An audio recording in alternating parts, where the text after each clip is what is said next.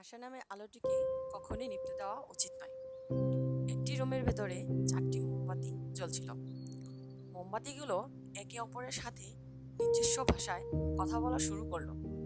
প্রথম মোমবাতিটি বলল, আমি শান্তি, কেউ আমাকে জ্বালিয়ে রাখতে পারবে না, আমি এখন নিভে যাব। তারপর সেটি নিভে গেল। দ্বিতীয় মোমবাতি বলল, আমি বিশ্বাস, শান্তি যেহেতু নেই তাই আমার আর জ্বলে থাকার কোনো প্রয়োজন নেই, আমি এখন নিভে যাব। কথা শেষ করার পর দ্বিতীয় মোমবাতি নিভে গেল। তৃতীয় মোমবাতিটি এবার মুখ খুলল, আমি ভালোবাসা, শান্তি এবং বিশ্বাস কেউই নেই, তাই আমারও বেশিক্ষণ চলার মতো শক্তি নেই।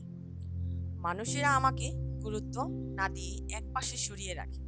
শুধু তাই না, ওরা প্রিয় মানুষগুলোকে পর্যন্ত ভুলে যায়। কথা শেষ করে তৃতীয় মোমবাতিটি নিভে গেল। কিছুক্ষণ পর রুমের মধ্যে একটি বাচ্চা প্রবেশ করলো।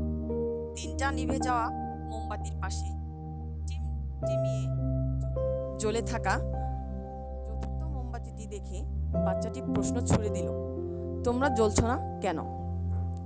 তোমাদের পুরোপুরি শেষ হওয়া না পর্যন্ত জ্বলা উচিত ছিল। তারপর বাচ্চাটি কাঁদতে শুরু করলো।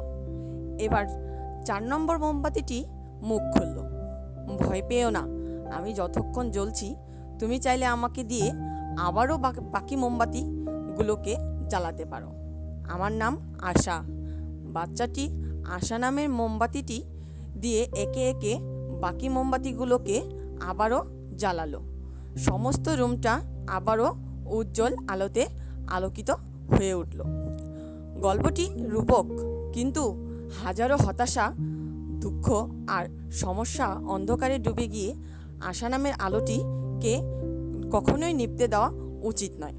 কারণ আশা না থাকলে আমাদের জীবনে শান্তি, বিশ্বাস এবং ভালোবাসাও